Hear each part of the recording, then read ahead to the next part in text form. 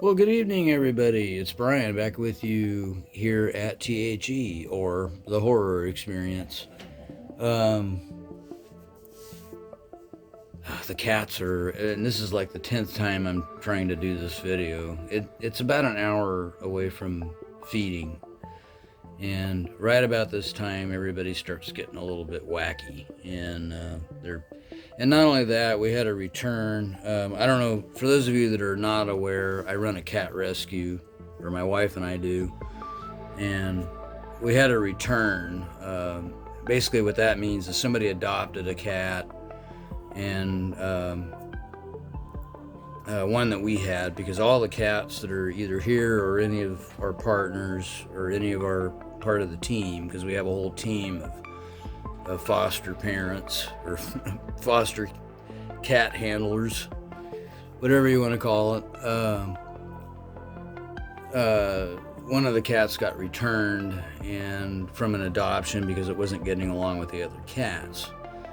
Well, I tried to explain to these people. I said, "Well, it's not an overnight thing. You know, they're gonna spit and spat and piss and all of that stuff for a while, and eventually they'll get used to each other. And it just takes time. You know, it may take longer than others. You know, some cats just take a long time to get accustomed to certain things, and also make sure your cats are fixed. You know, if you got a male, and it happened to be a female cat that was adopted, and she's fixed, but you know, an unfixed male will still try to mount a fixed female. It's just, they just know, you know, that it's a female, and they're gonna try anyway. You know, you're horny, you know, what are you gonna do?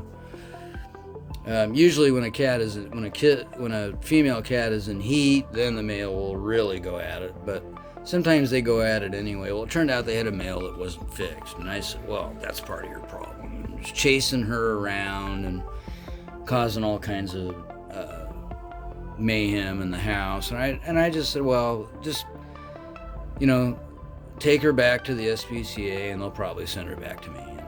And that's exactly what happened. I ended up back with her, and so now she's trying to get reaccustomed again to cats that she was already accustomed to before she left, and so it's like we're going over the whole thing all over again. It's just funny. So, but anyway, it's feeding time, or getting close to it, and everybody gets antsy right about that time, and it's wet food and dry food together, and everybody just goes wacko, you know. That's the way it goes. Anyway, the main reason I'm doing this video is I'm going to be making some changes to the channel, and I just kind of figured, you know, I deal primarily with horror movies, and I deal with dark underground horror movies, or independent, some low budget, some medium budget, some shot on video. Horror movies that are just not ones that you've probably ever heard of or will ever hear of again, and probably will never see. And with that, I just think that the channel has kind of slowly grown, and I know it takes a long time for a channel to get, you know, to start catching on, you know, and I understand that, but I just think that the horror genre in itself is just so oversaturated, you know, especially on YouTube and Facebook and all of that. It's everywhere, and it's just so much of it that people just, you know, I think people are looking for something a little more unique. And I was trying to do that with the underground stuff, but a lot of people are more interested in the more newer stuff nowadays, you know. Very few people on YouTube are going to go watch some gore-fest underground film that they've never heard of, because you're not going to be able to find it anywhere.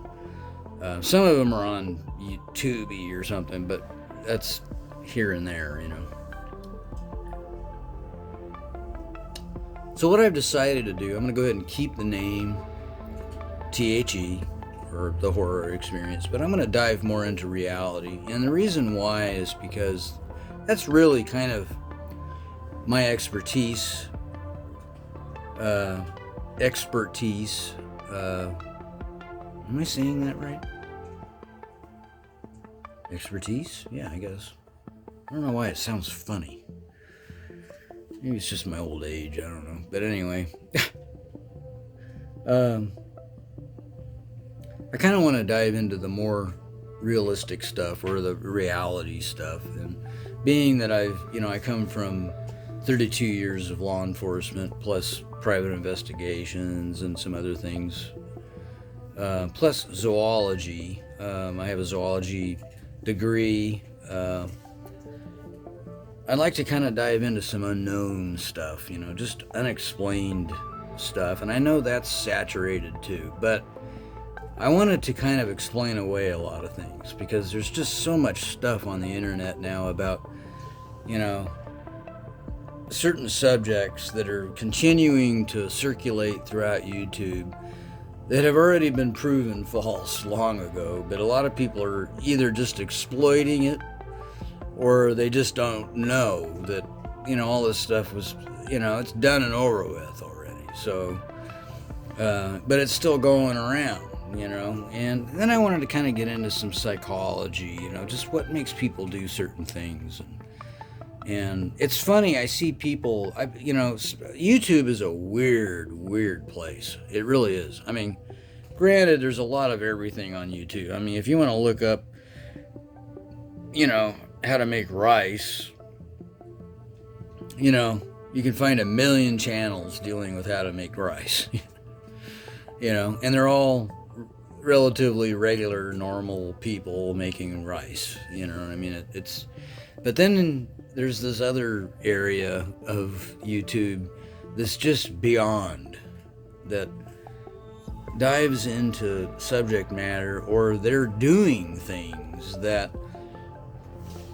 is just like, what the fuck, and they've got like 1 million followers, and I'm thinking, some guy shoving shit in his mouth or something, and he's got 1 million followers, and how many people want to watch that?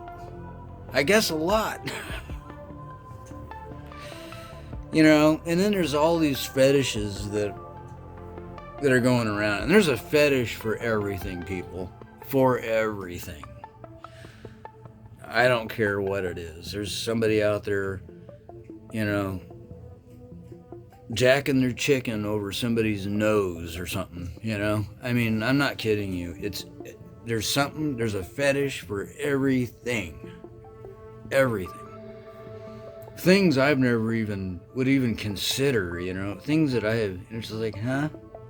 What do you mean? Earlobes. There is a fetish for earlobes. Yeah, I had no idea. I mean, granted, when you've done 32 years of looking at bodies and, murders and suicides and gore and this and that and all kinds of different issues with people, you think you've seen it all, and or heard it all, and you haven't. It just keeps on getting better, So anyway, I wanted to kind of dive into some stuff like that, plus paranormal, plus, maybe some ufology in there with UFO stuff, and maybe show some videos and show where I think that these are just made up. Maybe some reasons to either believe in something or not to believe in something. And then the cryptozoology subject is always interesting. YouTube is loaded with Bigfoot stuff, loaded with lake monsters, loaded with this, loaded with that. Some videos are obvious hoaxes, and some are need a little bit more research and maybe need to be looked at a little closer, and a lot of videos don't have a source, or you can't talk to somebody who made the video to find out what it is, and some stuff is here locally, in my town, so, and I'd like to cover some of that stuff. So, with that said, I would very much like to kind of go into that direction with the channel rather than just covering movies all the time. And I don't get me wrong, I still want to cover movies, and I still want to show my collection and all of that, because it is fun. And I mean, I collect movies for a reason, so that I can have fun showing it and sharing it, just like everybody else likes to share their collection or talk about stuff that, that's part of the enjoyment of collecting, is you get to share it with people, and YouTube gives us that ability to do that. Otherwise you're just looking at it yourself, and you just kind of, and your friends and people that have already seen it, and it's just kind of, everybody's just kind of like, yeah, I saw that, been there, done that. But I think the been there, done that is also on YouTube. I think the movie thing is just kind of in that stage right now where it's just so saturated, And I think people get a kick out of just talking about weird, creepy shit. And, and then I'd like to talk about some crime stuff, we're talking serial killers, what have you, just weird shit. And, so anyway, that's kind of where I'm standing with this, and I would very much like to have you guys join me on that. I don't plan on, I'm not in this to make money, so don't think that's the reason why I'm changing the channel. I just want to find something that's going to move a little faster than the movie thing, and maybe I'm just not, people, I don't have all the graphics and all the interesting shit that everybody else has. And so people want to see all the graphics and all the, special effects or what have you. And I just don't have that. Plus, maybe I don't have the personality that everybody's, like, no, this guy's like listening to fucking grass grow, But I don't know. We'll see how it goes, and wish me luck.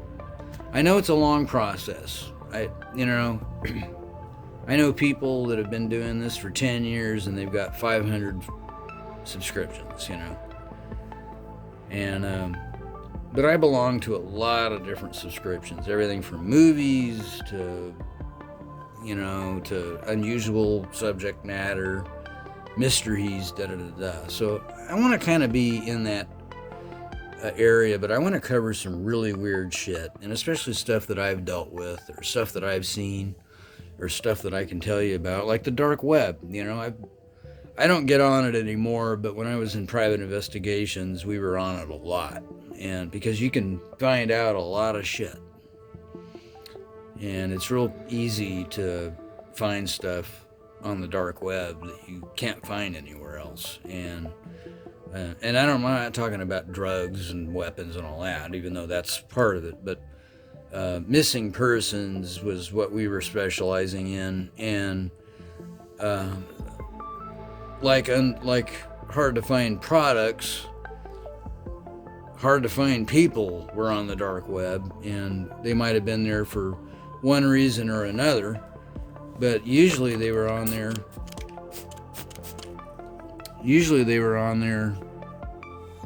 because they were being used either in trafficking, sales, like, in other words, they're selling people,